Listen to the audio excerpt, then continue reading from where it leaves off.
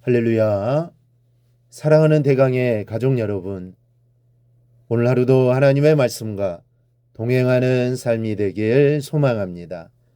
오늘 함께 나눌 하나님의 말씀은 마가복음 3장 7절에서 11절 말씀입니다. 예수께서 제자들과 함께 바다로 물러가시니 갈릴리에서 큰 무리가 따르며 유대와 예루살렘과 이두메와 요단강 건너편과 또 두로와 시돈 근처에서 많은 무리가 그가 하신 큰 일을 듣고 나아오는지라. 예수께서 무리가 에워싸 미는 것을 피하기 위하여 작은 배를 대기하도록 제자들에게 명하셨으니 이는 많은 사람을 고치셨으므로 병으로 고생하는 자들이 예수를 만지고자 하여 몰려왔음이더라. 더러운 귀신들도 어느 때든지 예수를 보면 그 앞에 엎드려 부르짖어 이르되 당신은 하나님의 아들이니이다 하니. 아멘. 이 목회를 하다 보면 성도들이 어려움 당하는 모습들을 많이 보게 됩니다. 참 안타깝고 가슴 아픈 일들이 많습니다. 그런데 그 중에서도 가장 마음이 안타까울 때는 병상에 있는 성도들을 볼 때입니다.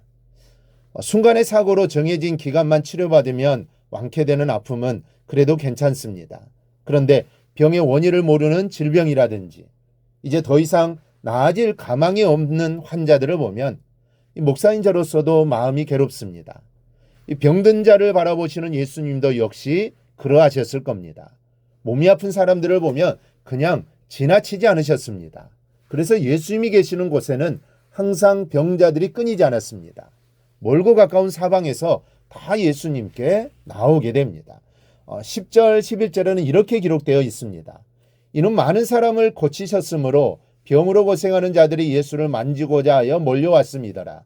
더러운 귀신들도 어느 때든지 예수를 보며 그 앞에 엎드려 부르짖어 이르되 당신은 하나님의 아들이니이다 하니.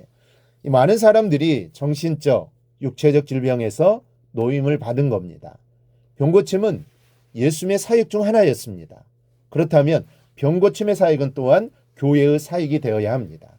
주님이 하셨으니 주님의 몸된 교회가 그 사역을 이어가는 것은 당연한 일입니다. 현대인들은 대개 병원에 의지하여 병을 치료받습니다. 좋은 일입니다. 그렇다 해도 교회가 병든 자를 위한 사역을 내려놓아서는 안 됩니다. 아직 현대의학이 손댈 수 없는 질병이 적지 않고 의술위에 하나님의 손길이 더해져야 완전한 건강을 얻을 수 있는 것이 사람이기 때문입니다. 먼저 교회는 병든 자에게 관심을 가져야 하고 병든 자를 위해 기도해야 합니다.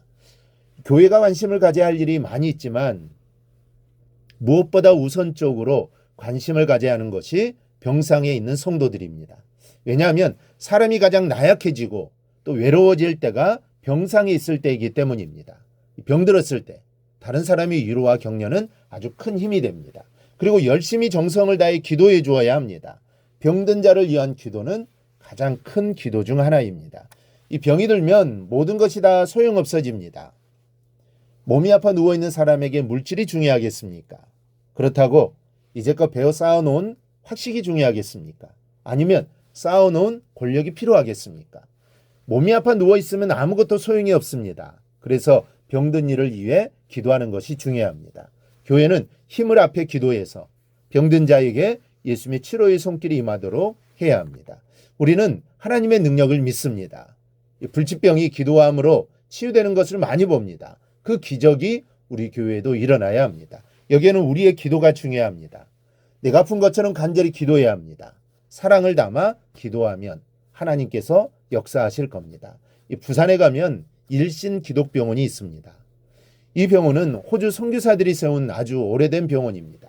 시작은 일신 부인병원으로 시작해서 지금은 일신 기독병원이 되었습니다. 이 초대 원장이 박경화 박사인데 부산진교회 장로님입니다.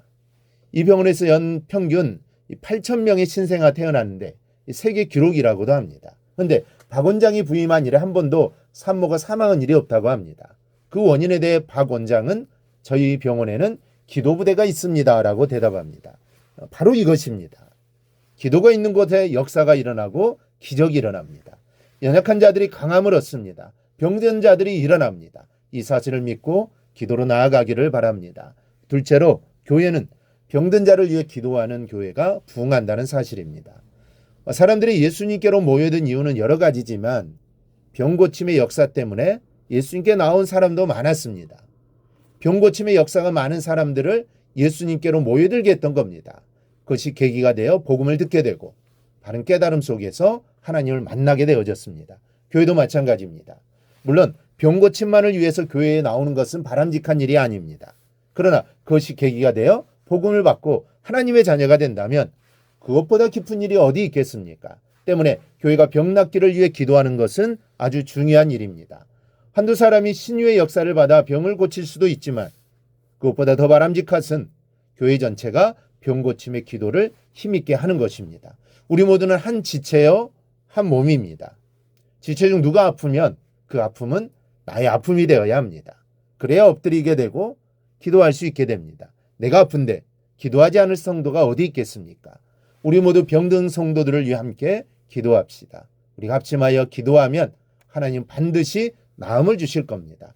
혹 나음을 얻지 못한다 해도 하나님의 사랑과 우리의 사랑이 병든 이에게 큰 힘과 위로가 될 겁니다. 이것이 우리의 능력이요 또 부흥의 원동력이 되는 겁니다. 오늘 하루는 여러분 병든 자를 위해 기도하십시오. 여러분의 기도가 병든 자를 치료하는 능력이 되기를 주님의 이름으로 축원합니다. 오늘 묵상한 말씀을 굳게 잡고 삶으로 실천하며 살아내는 대강의 모든 성도들이 되기를 축복합니다.